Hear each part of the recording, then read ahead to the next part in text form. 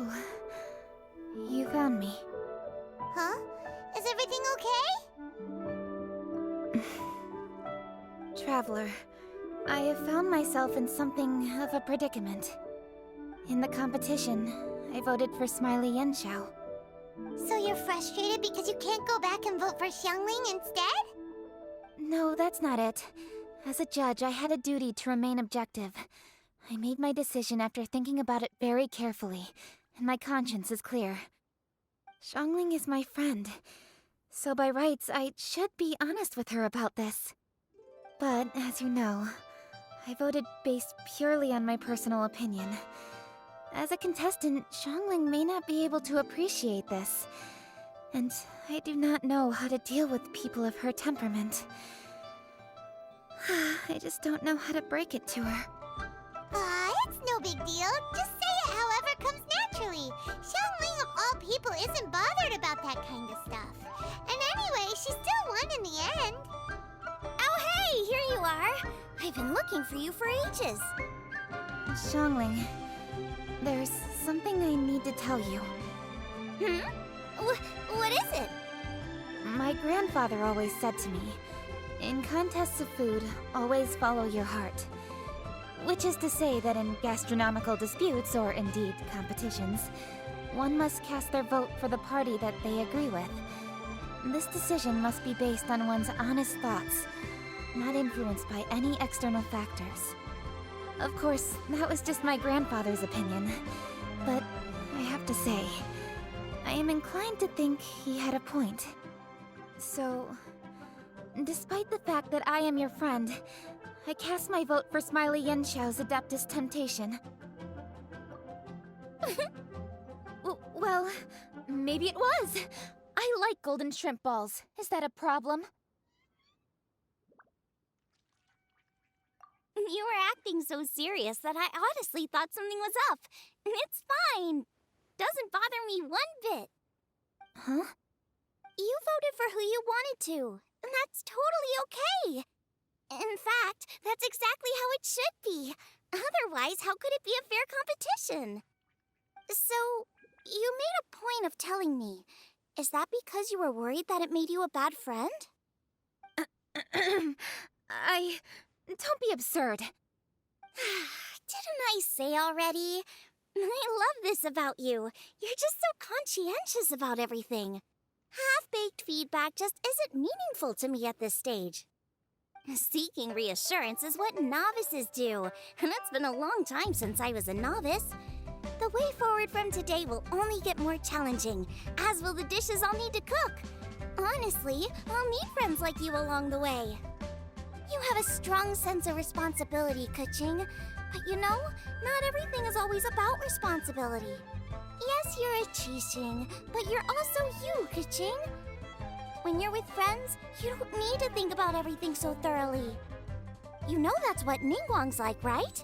Beido's always telling me about how well she gets along with Ningguang. They even play chess aboard her ship sometimes. So you see, Ningguang's kind of bold in that she doesn't let her identity and reputation get in the way of her ability to have a good time. You could take a leaf out of her book. Outside of work, it's time to let go and relax. Traveler, Xiangling, anyway, what are we standing around here for? Let's go and check on the status of the Stove God statue. Oh yeah! Paimon had nearly forgotten about that. Let's go see.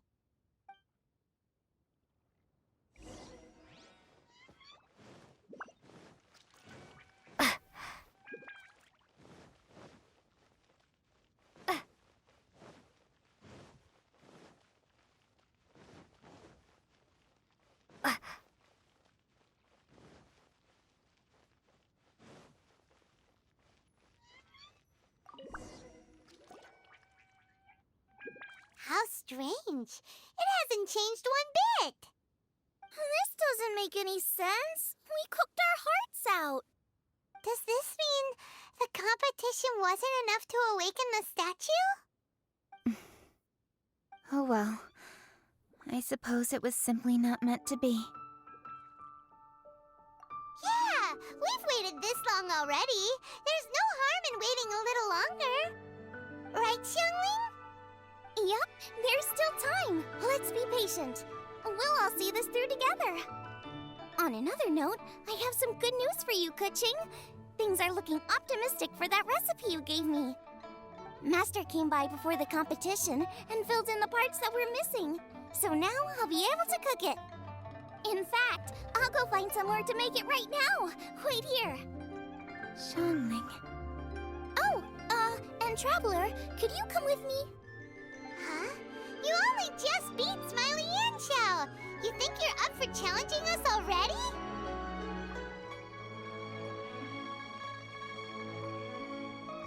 Obviously not what I meant. You collect recipes, don't you? I thought you'd probably be needing this dish during your travels, so I figured I'd share it with you. Oh, right! Paimon knew that. Sheesh, we totally misread that situation. Huh? Jeez, careful eating your words so fast, you'll give yourself heartburn. What are you staring at me for? Go on, get on with your cooking.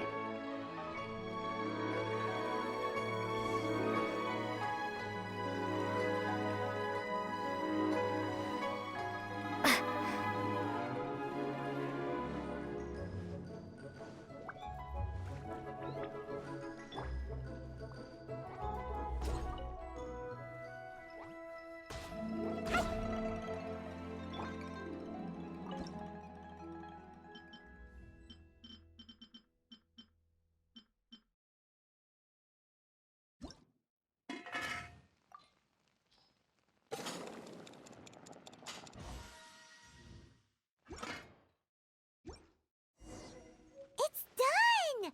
So this is what the dish from the recipe looks like. Let's go give it to Kuching. Mine's ready too. Let's go together.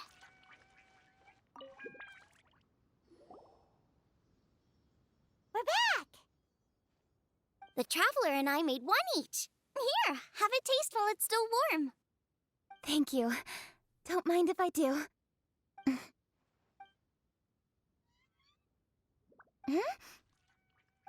What is it? What does that face mean? This flavor... I've tasted it before. Apologies. Xiangling, Traveler, thank you both. This is everything I had hoped it would be. It tastes wonderful and... quite amazingly, somehow it took me right back to my childhood, when my grandfather was still around. Really? That's awesome! I didn't have a chance to fully explain before. In fact, when Master had filled in the missing parts of the recipe for me, I realized that I already knew how to make this dish. You already knew? You mean you were able to make this without ever seeing the recipe?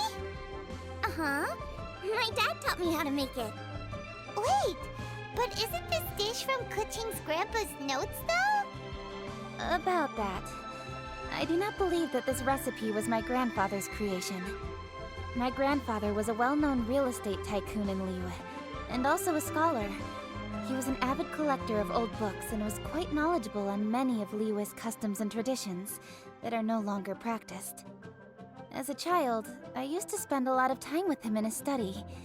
We'd read the classics together, then debate how much of it was actually genuine, and whether Rex Lapis was real or not. He used to say, books are just a bridge that bring us a little closer to history. It's up to those of us in later generations to ask these questions, search for the answers, and decide what they mean. Since then, my grandfather has passed on, and I've grown up to become a Qixing. My views on Rex Lapis have changed in this time too, from myth to reality. For me, the name Rex Lapis is inextricably wound up with memories of my grandfather. Whenever I see his name written down, it always reminds me of sitting in my grandfather's study, seeing all of his notes. As I said earlier, this recipe came from those same notes. It's an ancient dish that he was trying to restore to its original form. But, unfortunately, without the full recipe, he never quite succeeded. Still, each time he tried cooking it, he'd always get me to have a taste while it was still warm. The memories. This really is the taste of my childhood. Ancient dish? Are cornbread buns really that old? Well, at least in my family it is.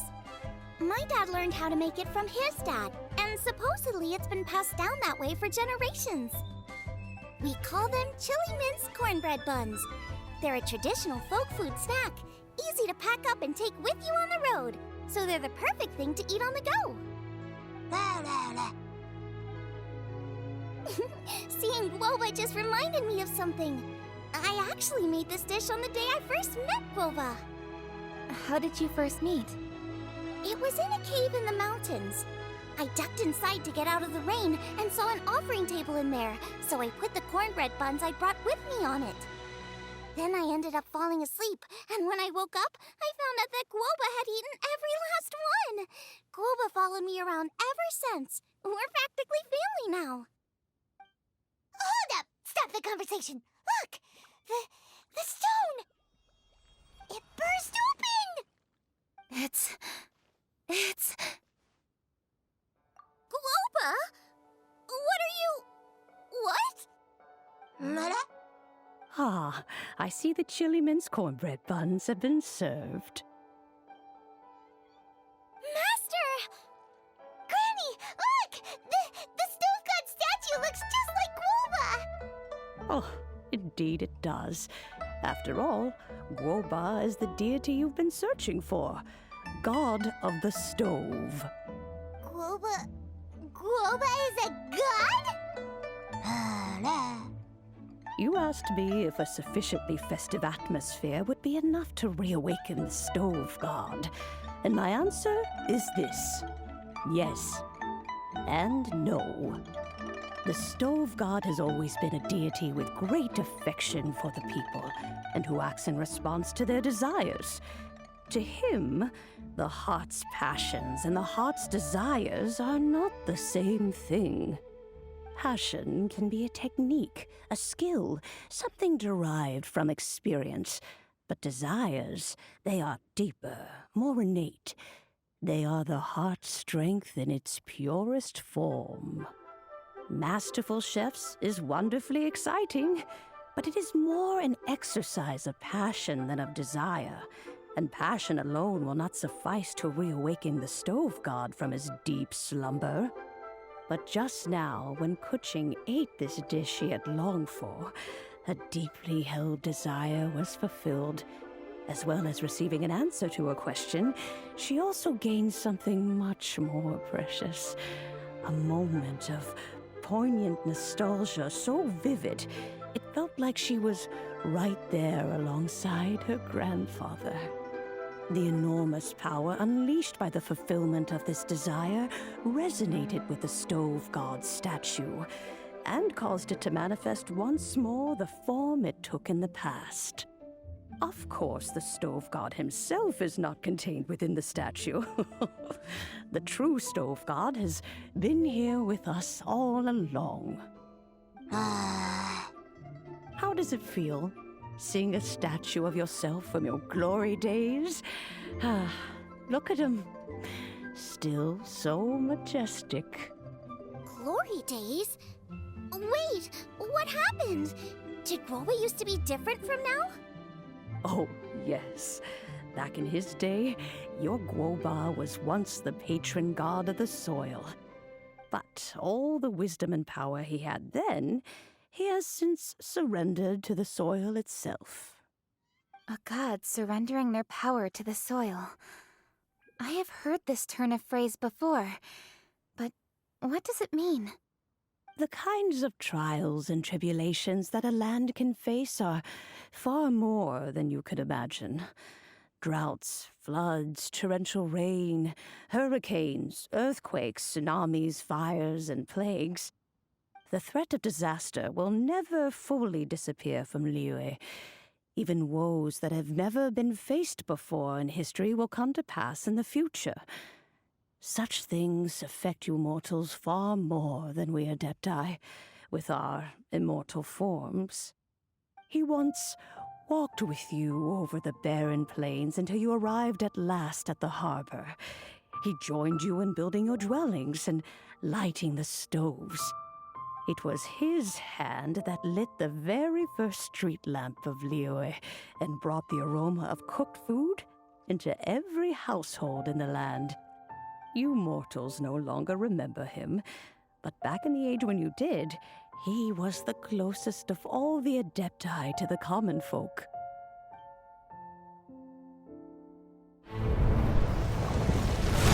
Marchosius, god of the stove, born from a spark when stone struck stone. He was a god with a great love for humanity and their well-being. Millennia ago, the people sought to expand their city. They built a dwelling on the plains and called it the Gueli Assembly.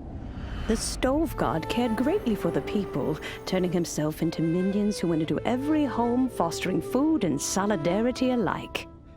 Alas, their home was taken by a flood. The waters ravaged the Gueli Assembly and forced the people back south to Liyue Harbor. Though the distance was not far, the journey was plagued by a terrible storm. For a dozen days, the Adepti stayed by their side. During this time, the stove god cooked an ancient delicacy, flatbread with a meat sauce to stave off the cold and damp, fit for those on the move. Centuries later, disaster and plague arose once more. The stove god would appear no longer, for he placed all of his power into the land itself to quell the calamities. His power expended, and his wits greatly reduced. Thus his body decreased in size. By the time he parted ways with us, he wasn't even the height of a human. He told Rex Lapis and I of the dishes that bring joy and of the secrets of the flame, then went into the mountains and entered into a long slumber.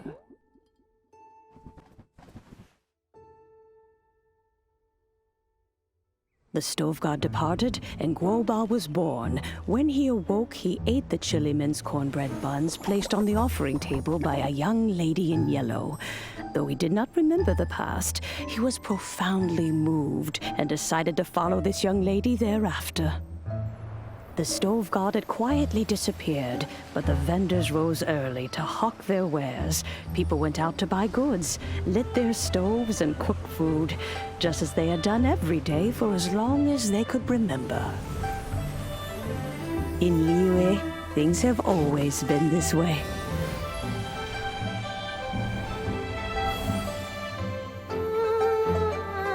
Nature provides, the mountains rejoice. We are blessed by heaven's good grace. Years have gone by. The world has transformed, but our way of life survives.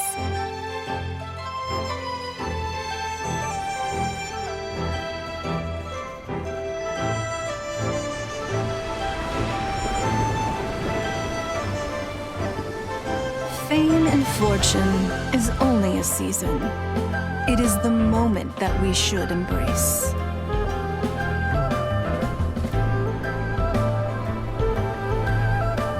Past meets present. Heritage becomes legacy. Long into the future may we thrive. You once told me that dining is the profoundest of customs in the human world. To eat well is to consume vitality itself, and to drink well is to partake of the very essence of the world. It is a matter of paramount importance, you said, for people cannot face the arduous journey ahead on an empty stomach. At once a humble affair and a profound one.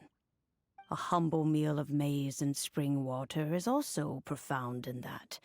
By ensuring one's survival, it paves the way for millennia of human history and culture to come. My dear friend, Liyue has changed so much while you have slept. Looking at the prosperity and beauty around us... Guoba, this is kind of a huge deal. Why didn't you say anything? once was. Even the power of speech evades him now. There's no way he could have told you. Oh. Guoba, but... Xiangling. Do not be saddened, Xiangling. There are two sides to everything. Guoba may have lost many of his formal faculties, but he is now as carefree as can be, without a single worry in the whole world. In this world we inhabit, who can truly be said to live a life free of all woes? Those with a mind and with the knowledge will certainly be troubled by all manner of things. But he has gone further than us in his journey. He had both wisdom and courage. Everything he took upon himself, he was also ready to part with. His carefree demeanor today is a testament to the fact that he is at rest. So since you are his friend, take good care of him. Go out to walk and play. Allow him to eat, drink, and be merry. I will! You can count on me! Xiangling, you have an adeptal affinity. Guoba follows you around because he has respect for you. The moment he awoke, he was met with a familiar flavor in the chili mince cornbread buns he ate. After all that time, he still recognized the dish he had invented, and he approved of you as the one who had cooked it. That's right. The taste of one's home cuisine always brings back memories of home. Though he remembered nothing, eating the food you had cooked gave him a feeling of familiarity. That is why he stuck by you. You may be the first person in history to give the stove god the experience of being a satisfied customer. That makes you quite a remarkable chef. If that's true, I couldn't be happier. Because putting a smile on customers' faces is what we chefs are called to do. Well then, it's getting late and I still have things to do. Time for me to say goodbye. Traveler, Paimon, Xiangling, thank you all very much. I look forward to spending more time together in the future. I guess my dad's probably heard the good news already, but I should still go catch up with him. Master, it's been a while since you came by. Why don't you join me? He thinks about you all the time, you know. He's always telling me to invite you over. Oh, goodness me. Then, far be it from me to refuse. Off we go, then. Let's saunter over gently and see how all the city folk are getting along.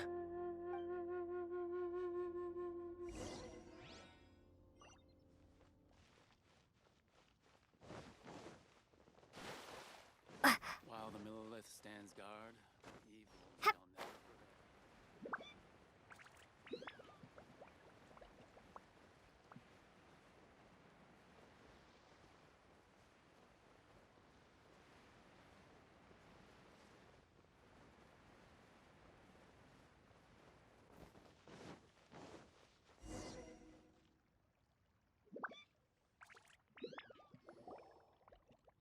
Hi, Dad! I'm back! Hey! What are you doing there? I should be the one handling that. Oh no! Guoba's taken off!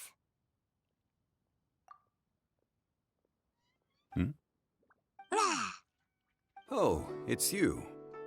Hello there, old friend.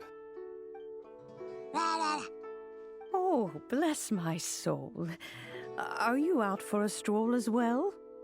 Given the season, it felt fitting to take a leisurely walk while the meal is being prepared.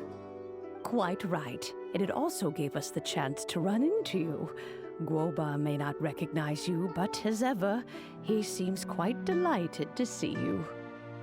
So, Guoba doesn't remember anything, but can still feel when something's familiar?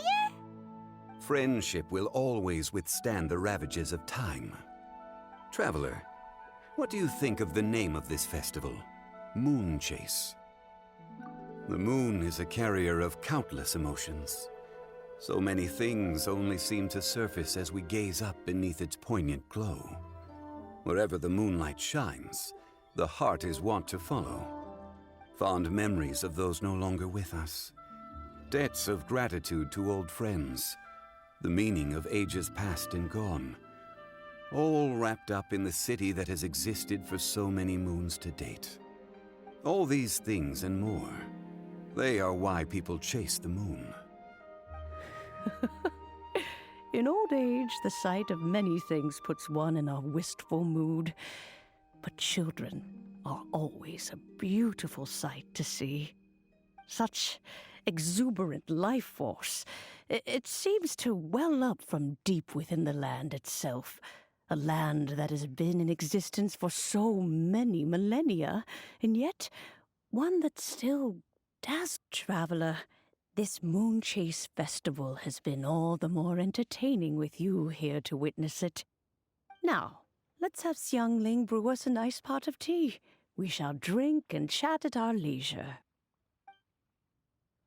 Overeaten. As expected of my daughter, your culinary skills are getting better and better still.